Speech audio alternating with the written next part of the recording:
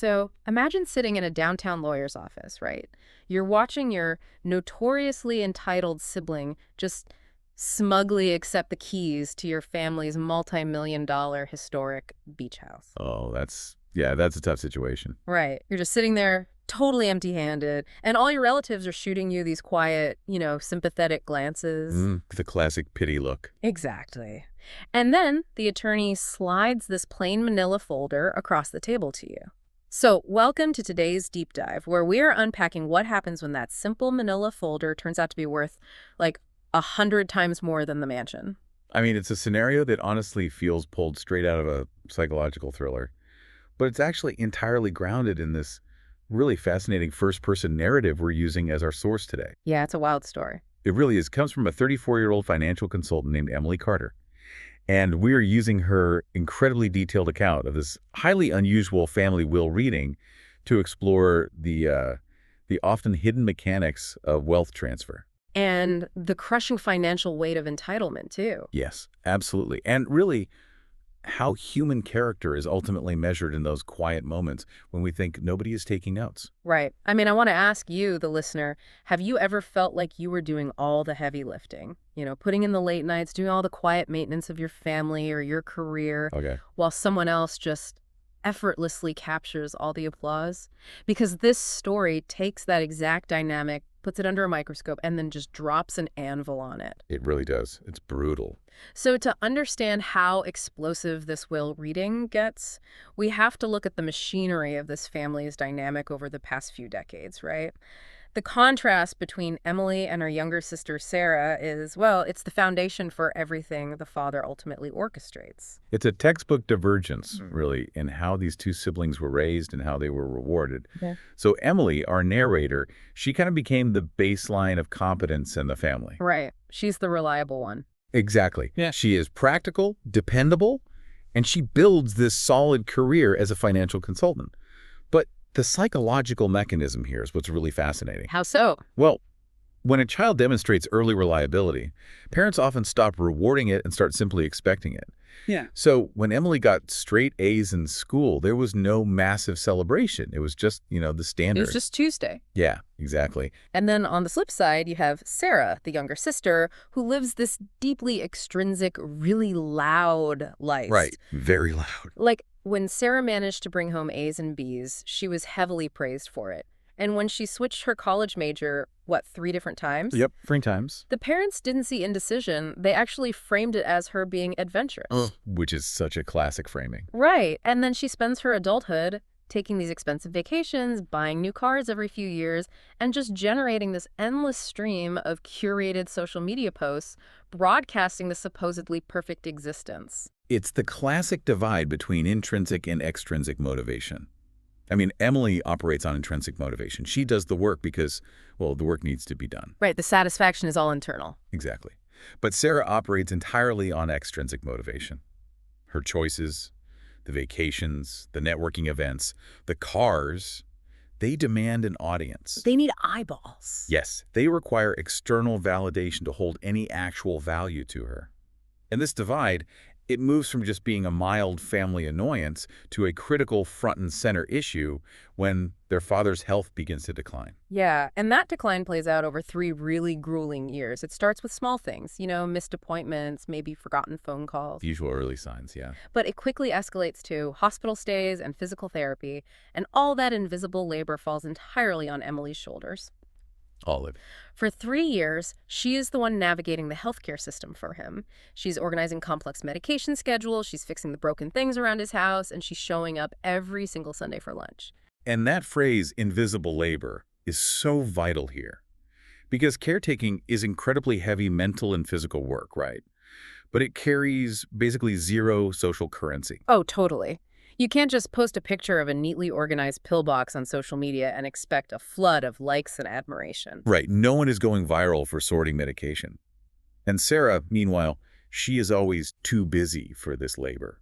She constantly cites work deadlines, networking events, weekend trips, basically any excuse to remain absent. It honestly reminds me of how people treat different types of vehicles. Oh, how do you mean? Well, think about it like this. Sarah is a flashy, bright red sports car, and Emily is a reliable four-door daily driver. Okay, I see where you're going with this. Right. Like, when you park a sports car on the street, everybody stops to take photos of it. They admire the paint job. They point it out to their friends. But when you actually need to move a couch across town or you have to haul heavy boxes in a rainstorm. That sports car is entirely useless. Exactly. It's completely useless. It's the daily driver doing the actual heavy lifting. That is a great analogy. And the father recognized that exact reality, even if he didn't vocalize it at the time. Right. He kept quiet. He did. During those 3 years of decline, he never complained to Emily about Sarah's absence. In fact, he actually defended Sarah, telling Emily things like, "She's finding herself. Give her time." Which had to be so frustrating to hear. Oh, I'm sure it was infuriating. He was managing the family peace out loud, but privately. Privately, he was gathering data. He was observing the fundamental character of both daughters, which really sets the stage for a critical moment that happens about 8 months before his death. Yeah, the beach house scene. So he calls both daughters out to the family's historic beach house. And this property is like the emotional epicenter of the family. It's the site of all their childhood summers, decades of memories. Right, a very emotionally charged location. Extremely. So they're standing out on the deck, the wind is howling, and the father delivers this very stark, quiet warning. He just says, "Money comes and goes. Character is what remains." It's such a profound statement. It is. And Emily hears it. But Sarah is literally looking down at her phone. Of course she is. Yeah. She completely filters out the intrinsic lesson because she is just entirely consumed by her extrinsic world on that screen. Yeah. Because Sarah only valued what she could show off to others, she completely missed the father's final attempt to warn her about what was coming. And that blindness carries them directly into the attorney's downtown office months later. So let's talk about that office, because the tension is palpable. The whole extended family is packed into that conference room. The attorney, Mr. Reynolds, is reading through the will, and he finally gets to the major family asset, the historic beach house. The crown jewel. The crown jewel, exactly. And he announces that it is transferring in full ownership to Sarah. Wow. And the reaction is visceral. Sarah just smirks. It's this smile of pure, unadulterated victory. She literally reaches across the table, picks up the brass keys, and spins them around her finger. Totally. And meanwhile, all the aunts and uncles are looking over at Emily with profound pity, because they all assume the golden child has just won the ultimate prize yet again. It is just a phenomenal display of theatrical entitlement. I mean, Sarah views the inheritance of the house as a definitive scoreboard. In her mind, she just won the family. But let me pause and ask a question about human nature here, because I think this dynamic is so common. If you're Emily, sitting at the end of that table, you are feeling incredibly defeated in that moment. Oh, crushed. But why do we, and I don't just mean Sarah, but the relatives and society at large, why do we so universally equate receiving a massive physical piece of real estate with winning an inheritance? That is a really great question. We lean into that assumption because physical real estate is the most tangible, visible manifestation of wealth and legacy that's available to us. Right. It taps into very old evolutionary and social psychology. For centuries, right, land ownership equated to royalty and power. You can see a historic beach house. You can touch it. You can invite your friends to it. You can take selfies in front of it. Exactly. You can take photos in front of it. It is a giant physical billboard signaling status. So for Sarah, inheriting the house was the ultimate validation of her loud lifestyle.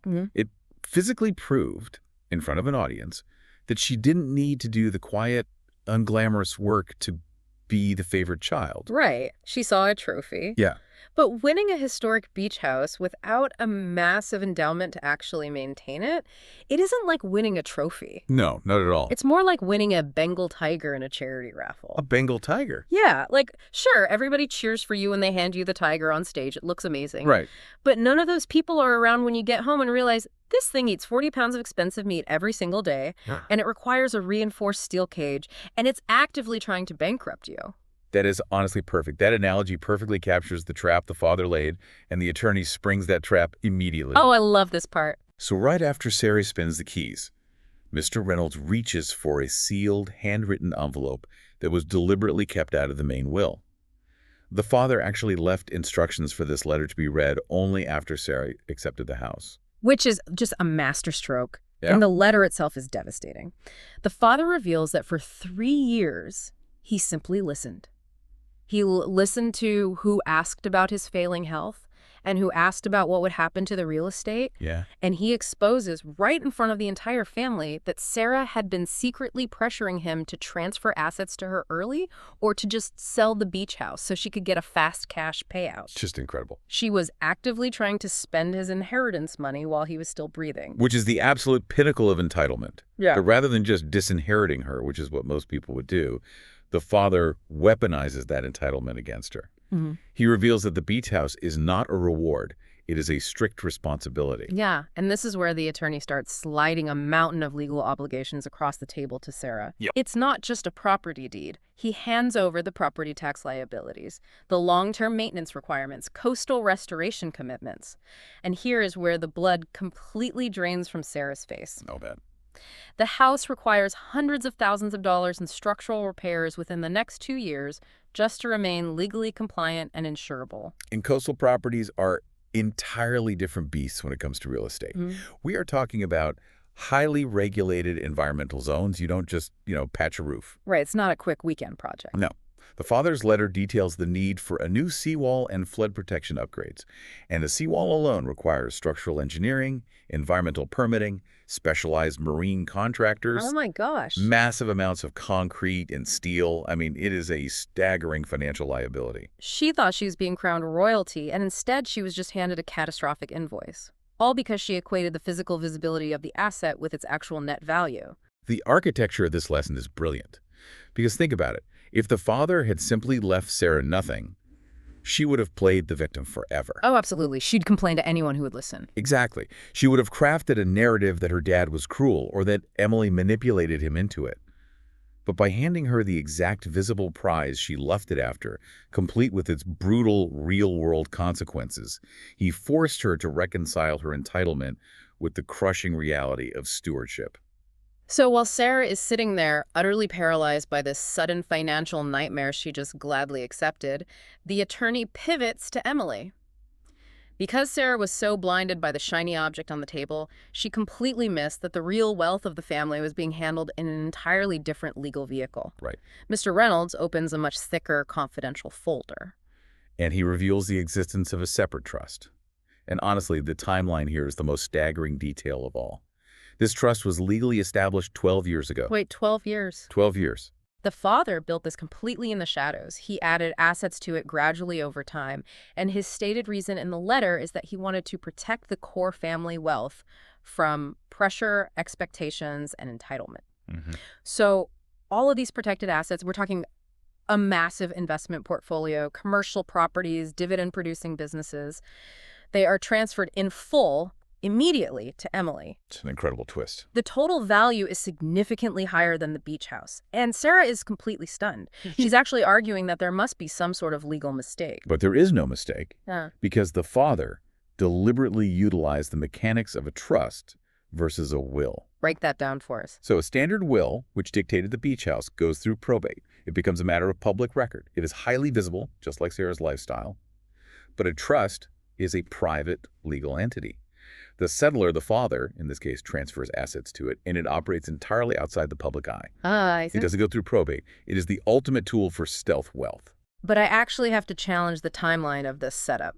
12 years ago. Let's do the math on that real quick. Okay. His health only started declining 3 years before he died.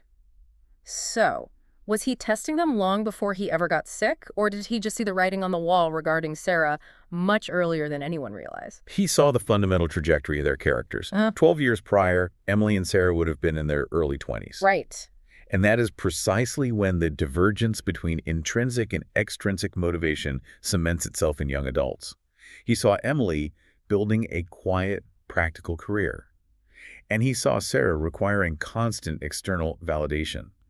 So he didn't wait until he was vulnerable in his old age to protect his legacy. Man, the discipline required to execute that is just hard to fathom. It is immense. Think about the psychological burden of hiding that level of wealth for over a decade.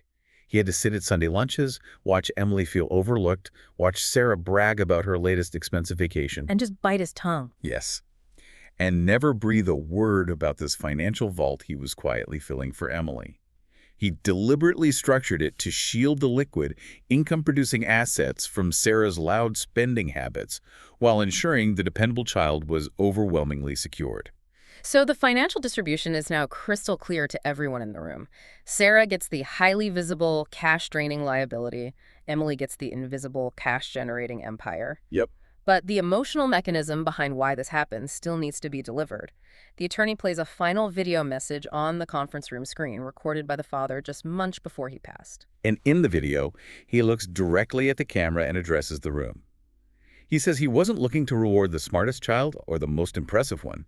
He says he was looking for the child who showed up. The child who showed up. Ugh. Wow, that phrase just cuts right to the bone. It really does. He tells them that true character reveals itself when nobody expects anything in return, when there is no audience there to applaud you.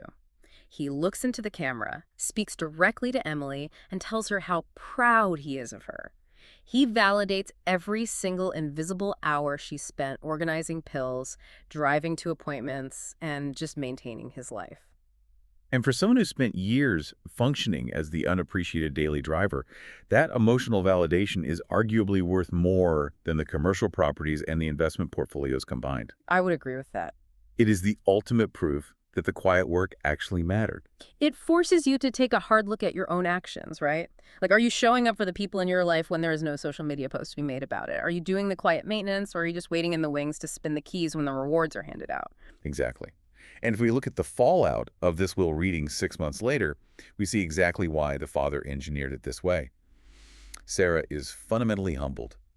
She is forced to sell off her expensive cars and her designer assets just to fund the seawall and the roof repairs for the beach house. So she's liquidating her loud lifestyle to pay for her loud inheritance. Precisely. And that reveals the father's plan was ultimately restorative, not just punitive. Because a purely punitive act would have been disinheriting her completely and just letting herself destruct. But by tying her inheritance to severe obligations, he forced her to learn the difference between passively receiving and actively earning. He basically forced her into adulthood. And what about Emily? Meanwhile, Emily takes over the trust, carefully expands the investments, and quietly supports her father's favorite causes, continuing the legacy exactly as he knew she would. When we pull all these threads together, I think a few major insights emerge from this deep dive. First, true value is almost always hidden beneath the surface. Society trains us to look at the massive beach house, but the real power is in the quiet, dividend-producing trust built over a decade. Absolutely. Second, your character is not forged or measured in the spotlight. It's built in the mundane, unglamorous moments when you are absolutely certain no one is paying attention. Right. And finally, a well-engineered inheritance is so much more than a transfer of capital. It can be a profound, generation-shaping tool for teaching responsibility. It perfectly illustrates that the legacy we lead isn't just about the assets themselves, but the mechanisms we use to transfer them. He used his wealth to correct a character flaw in one daughter and to reward the quiet dedication of the other. As we wrap up today's deep dive, I want to leave you with one final provocative question to think about regarding this incredible story. Okay, let's hear it. If the father's health had never declined, if he had never needed those 3 agonizing years of intense caretaking, rides to the doctor, and Sunday lunches from Emily, would he have eventually executed this exact same will? Ooh, that's a tough one. Right.